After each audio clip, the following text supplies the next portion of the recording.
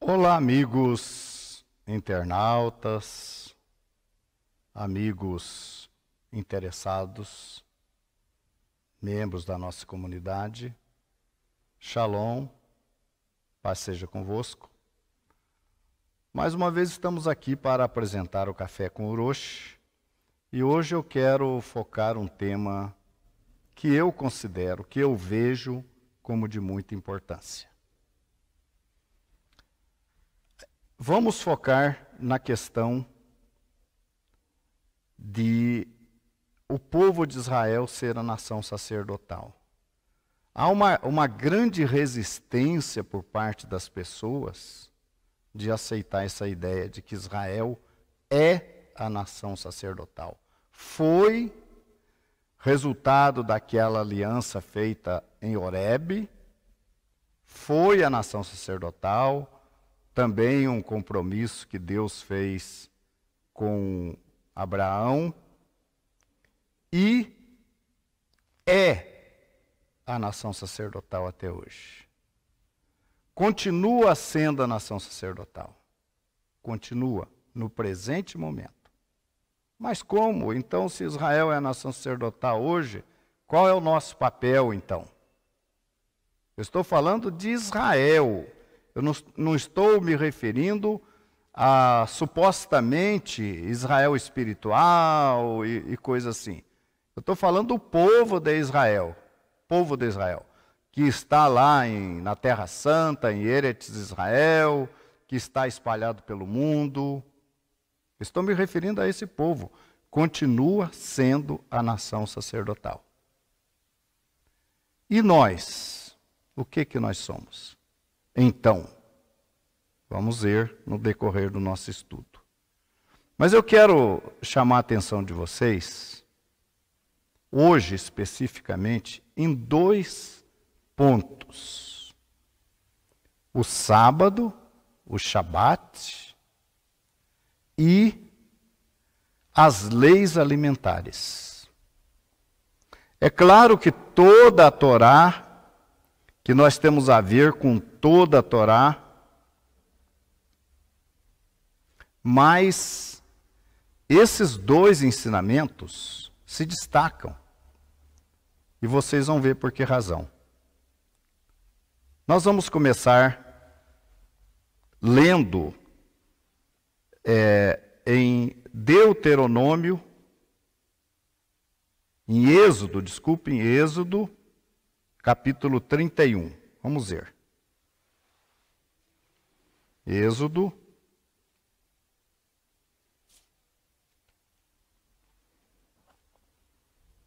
Vamos ver o que nós temos com respeito ao Shabat.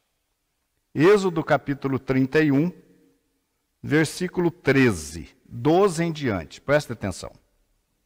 Falou mais o Senhor a Moisés, dizendo: Tu, pois, fala aos filhos de Israel, dizendo: Certamente guardareis os meus sábados, porquanto isso é um sinal entre mim e vós nas vossas gerações, para que saibais que eu sou o Senhor vosso Deus. Veja bem, o que Deus fala com Moisés? Deus fala com Moisés: fala aos filhos de Israel e diga que o sábado deve ser guardado, porquanto é um sinal entre mim e vós. Vamos continuar lendo. O que eu quero dizer? Já vou adiantar o que eu quero dizer. O sábado não é para os não israelitas. Não é. Ah, mas e se eu não sou judeu, não sou israelita e guardo o sábado? Você está guardando simplesmente por guardar. O sábado, é com razão que muitos cristãos dizem, o sábado é para o povo judeu. E está certo. Eles têm razão. Talvez fale até um tanto inconsciente. O Antigo Testamento, o Velho Testamento é para os judeus. Mas, de certa forma, eles têm razão, porque é o que está escrito aqui. em Êxodo, na Torá. É um sinal entre mim e vós. Entre mim e vós, nas vossas gerações. Ou seja, tem geração do povo de Israel hoje? Tem. O sábado é um sinal entre Deus e o povo de Israel. Haverá gerações no futuro do povo de Israel? Sim. O Shabat, o sábado, continuará sendo um sinal entre Deus e os filhos de Israel nas suas gerações, nas vossas gerações. E tem um link importante para que saibais que eu sou o Senhor que vos santifica. Veja bem uma coisa, internauta. A palavra santificar quer dizer separar. Israel é um povo separado dos demais povos. Ou seja, santo. A palavra santo quer dizer separado. E qual é o sinal que Deus colocou no seu povo? O Shabat. Vamos continuar lendo. Verso 14. Nós estamos lendo em Êxodo 31, 14 agora. Portanto, guardareis o sábado, porquanto santo é para vós. Aquele que o profanar certamente morrerá. Então veja que há uma consequência muito séria para a profanação do Shabat. Eu estive nos Estados Unidos e eu tinha contato com uma família, uma mulher que estudava numa sinagoga, numa yeshiva, e ela dizia para mim assim: todo o povo de Israel está salvo. Basta nascer ou ser judeu, está salvo. Mas não é isso que está escrito aqui. Está escrito que aquele que transgredir o Shabat morrerá. Ou seja, não está salvo não, morrerá. E nós temos que ter muito cuidado com o Shabat. Porque ele vai dizer que o Deus, Criador dos céus e da terra, é o teu Deus. Quando você santifica o Shabat. Quando você despreza o Shabat, você está desprezando o significado dele. Você está desprezando o próprio Deus. Portanto, guardareis o Shabat, porque santo é para vós, judeus, israelitas. Santo é para vós. Não é para os demais povos. Não é para os gentios. É para vós. Santo é para vós. Aquele que o profanar certamente morrerá, porque qualquer que nele fizer alguma obra, aquela alma será extirpada do meio do seu povo. Eu gosto muito de meditar nessa palavra e tomar cuidado com ela. Aquela alma, aquela vida será extirpada, será excluída do meio do seu povo. A transgressão do Shabat. Tá? 6 dias se fará obra, porém o 7º dia é o sábado de descanso, santo ao Senhor. Qualquer que no dia de sábado fizer alguma obra, certamente morrerá. Repete. Agora, preste atenção no versículo 16. Guardarão, pois, o sábado os filhos de Israel. Tá difícil para você, meu querido, entender isso. Guardarão, pois, o sábado os filhos de Israel. Você é filho de Israel? Você faz parte do povo de Israel? Não, não faço. Então esse mandamento não se aplica a você. Guardarão, pois, o sábado os filhos de Israel, celebrando o sábado nas suas gerações por aliança perpétua. Então, o Shabat é uma aliança entre Deus e o povo de Israel para sempre. Ele será guardado no reino vindouro, no Olam Rabá. Ele será guardado. O povo de Israel, como nação, exercerá na sua plenitude a função de nação sacerdotal, de nação intermediária entre Deus e os homens no reino vindouro. Será um trabalho de Israel. E o Shabat estará presente porque será uma aliança, porque é uma aliança perpétua. E continua o texto. Entre mim, olha, por favor, gente, vamos nos render ao que está escrito na Bíblia.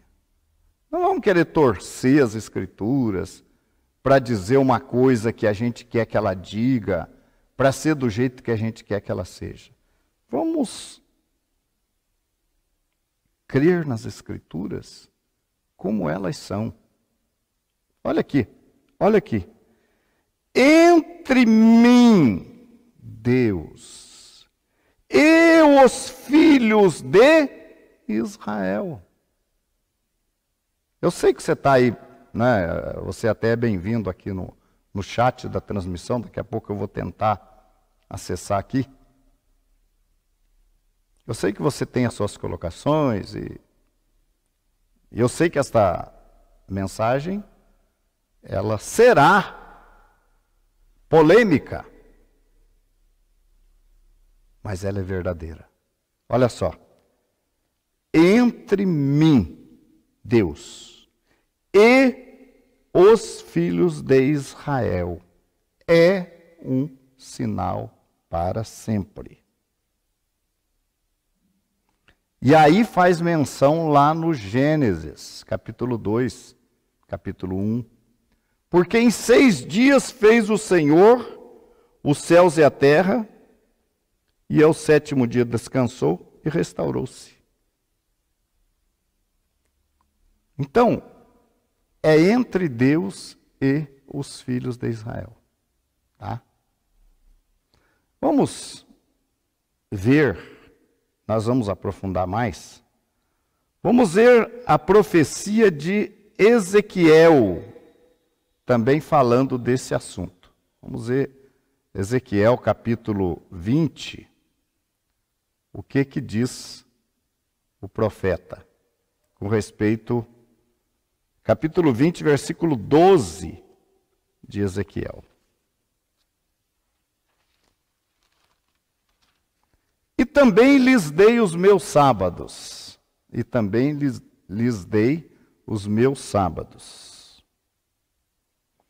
para que servissem de sinal entre mim e eles. Eles quem? Os israelitas, os judeus. Também lhes dei os meus sábados para que servisse de sinal entre mim e eles.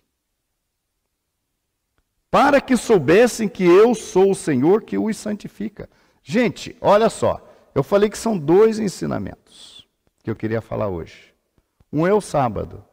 Vocês notaram, de novo falando, para que saibais que eu sou o Senhor que os santifica. Então ele tem a ver com a separação de Israel das demais nações. Israel é a nação sacerdotal. Ela é uma nação separada. Tá? E o Shabat é esse sinal de separação, de identificação, que vem identificar o povo de Israel como o povo do único e verdadeiro Deus.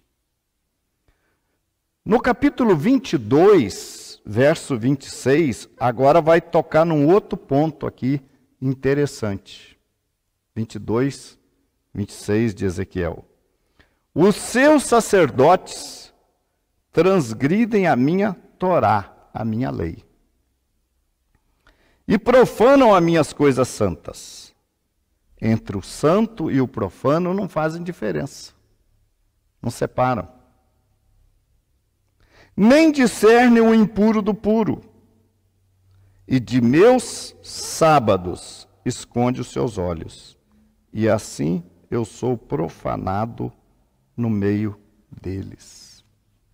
Olha, gente, mais uma vez, fazendo aqui referência ao sábado, que era transgredido pelos sacerdotes, e que era o sinal, e que é o sinal, e que é transgredido hoje, infelizmente, pelo nosso povo. Bom, mas eu já vou adiantar com vocês, eu já vou ler com vocês Gênesis 2, quando Deus cria o Shabat, tá? E assim os céus e a terra e todo o seu exército foram acabados. E havendo Deus acabado no sétimo dia a sua obra que tinha feito, descansou no sétimo dia de toda a sua obra que tinha feito. E abençoou Deus o dia sétimo e o santificou, porque nele descansou de toda a sua obra que Deus criara e fizera. Então aqui nós temos, o primeiro Shabat. Deus cria os céus e a terra em 6 dias e descansa no sábado e santifica esse dia. Separa esse dia, né? Santificar quer dizer separar. Descansa, separa e abençoa esse dia. Agora veja bem o que eu vou dizer para vocês. A Torá, na minha compreensão, eu respeito a opinião dos outros, na minha opinião, a Torá foi uma revelação progressiva da vontade de Deus. A Torá não foi dada do dia para a noite. Deus não deu a Torá lá no Éden, para Adão. Aqui está a Torá para você observar. Não. A revelação de Deus foi progressiva. Deus cria, Deus fecha a semana com o sábado, santifica e abençoa esse dia. Mas você não encontra aqui, até no capítulo 16 de Êxodo, uma ordenança para observar o sábado. Você não encontra um mandamento para guardar o sábado, desde a sua instituição até o capítulo 16, lá quando caem lá o maná e as codornizes. Você não encontra uma ordenança. Tá? Eu não estou dizendo que o Shabat não fosse observado. Estou dizendo isso. Eu estou dizendo que você não encontra um mandamento para guardar. Você encontra aqui a instituição do sábado na criação, definindo a semana, Deus dizendo que o sétimo dia era santificado, era separado, e ponto. Aí você vai encontrar menção disto aqui, já nas 10 palavras ou nos 10 mandamentos. Mas como é que eu entendo então essa questão da revelação progressiva? Deus foi revelando a sua vontade aos fiéis que o serviam. Deus foi revelando de forma gradativa. Então, somente em Horebe, no Sinai, é que Deus dá, então, vamos dizer, completa a Torá. Então a Torá foi dada ali, era de forma oral, ela era passada de pais para filhos. Entenderam? Então eu aprendia, passava para o meu filho passava para o meu neto. A Torá, os ensinamentos de Deus eram passados de pai para filho. E eram de forma progressiva. Tá? Você vai concordar comigo que muitos mandamentos que aparecem ali depois do Sinai não figuravam antes, porque não era o tempo ainda determinado por Deus. Tá? Então, você tem a instituição do Shabat lá no começo, mas você vai encontrar o Shabat sendo observado como mandamento lá no capítulo 16 de Êxodo, quando Deus concede ali o maná. No entanto, outras leis, por exemplo, você vai encontrar. Por exemplo, a questão da identificação do animal limpo e imundo era do conhecimento dos nossos pais. Por exemplo, Noé conseguiu fazer a separação dos animais limpos dos imundos. Então, é o que eu estou dizendo. Existia a Torá de forma oral, mas não completa. Ela foi dada de forma progressiva. Tá? Aí nós temos o pai Abraão. Então veja, nós temos justos, Sete, Enos, Matusalém, enfim, nós temos Noa. Depois nós temos o pai Abraão. O pai Abraão, ele serviu a Deus na condição de gentil ainda. Ele serviu a Deus, ele obedeceu a Deus em tudo aquilo que Deus lhe ordenava, de forma oral, não escrita, né, de forma oral. Abraão cumpria os mandamentos de Deus, e Abraão chega então aos 99 anos e recebe o selo da fé, o selo, ou seja, quando você faz uma carta, qual que é a última parte? É o selo. Ou um documento, você produz um documento no cartório, enfim, a última parte para validar aquele documento é o selo. O documento é selado. Então, o selo da fé de Abraão é a circuncisão, porque Abraão começou como gentil. Aí tem muita coisa interessante, por exemplo, que você vai ver Paulo falando aos romanos a respeito desse selo da fé de Abraão. E a gente vai notar também que o processo de salvação ou de purificação de pecados do povo judeu, ele difere dos gentios. Abraão, a circuncisão foi o último passo. O judeu é o primeiro. Ao 8º dia, quando a criança nasce, já recebe ali a circuncisão. Então a circuncisão vem no começo para um judeu, para um israelita. Mas para o gentil, como no caso de Abraão, é o selo da fé, é a última parte. Tá? Bom, vamos observar, eu foquei um pouco o Shabat, vamos focalizar um pouco agora um outro ponto. Então o Shabat, até aqui, eu estou afirmando que ele não é mandamento para o gentil. Porque ele é um mandamento que vai identificar o povo de Deus. Agora, antes, nós vamos ler um texto aqui que fala das nações. Vocês vejam bem, quando Deus começou a dar a sua lei de uma revelação progressiva e de forma oral, não escrita, Deus deu isso para quem? Para o homem. O homem, antes de Abraão, não havia judeu. Então eram nações.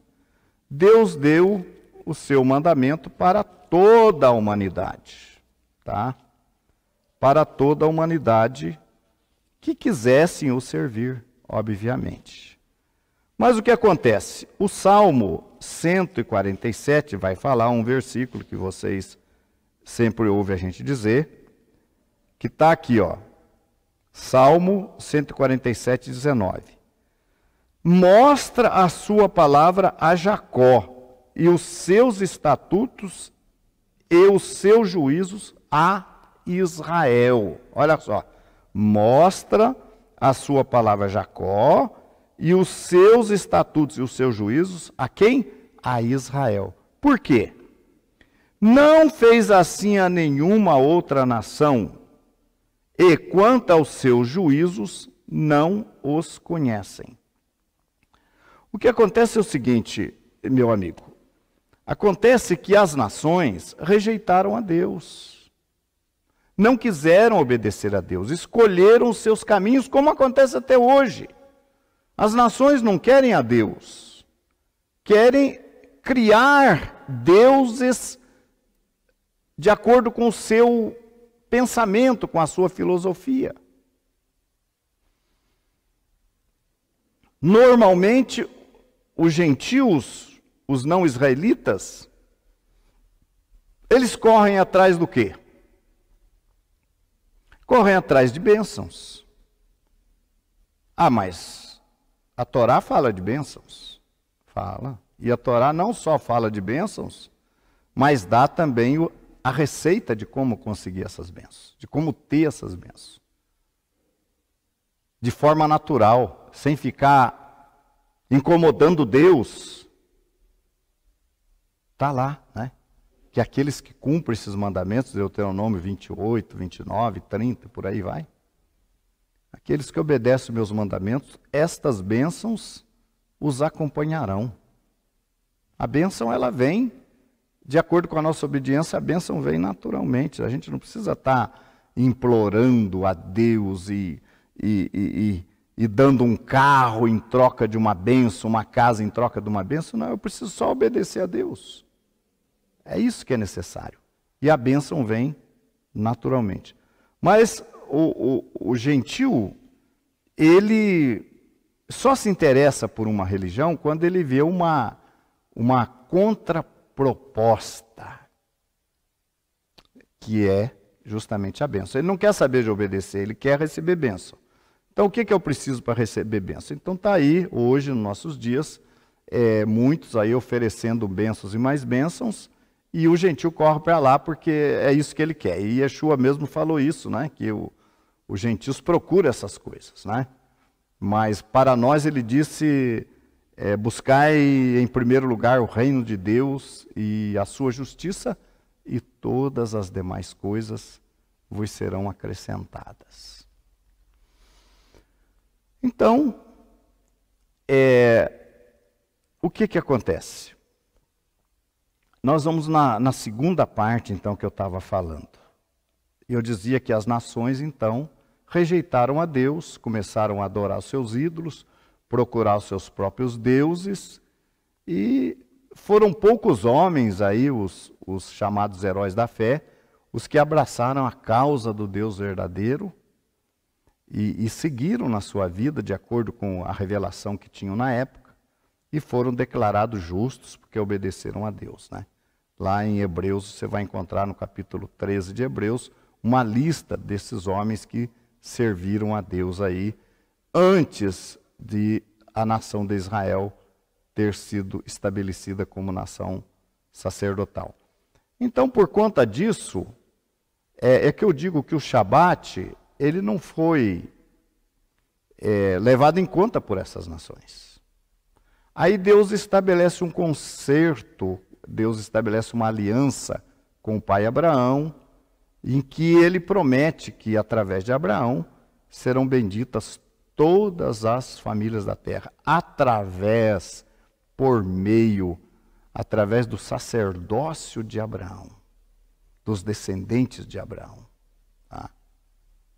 Agora nós vamos ler aqui alguns versículos sobre o outro ponto. Eu falei que o sábado, então, é para o povo de Israel. Ah, Rabino, e então essas religiões que observam o sábado aí, que não são israelitas? Então, o que eu posso dizer para vocês? Eu posso dizer para vocês o seguinte, que as pessoas, individualmente, podem, sim, fazer um sentido à guarda do sábado. E nós vamos ver o que é preciso para que esses que estão dentro dessas religiões que observam o sábado, para que esse seu propósito tenha um valor real diante de Deus, nós vamos explicar como é que pode. Mas caso contrário, está guardando o sábado por guardar. Tá? Não tem nenhum significado. Nenhum, absolutamente nenhum. Porque o sábado foi ordenado para o povo de Israel. Não é sinal para quem não é israelita. Não é. Não é sinal, nós temos que crer no que está escrito na Bíblia. Entre mim e os filhos de Israel.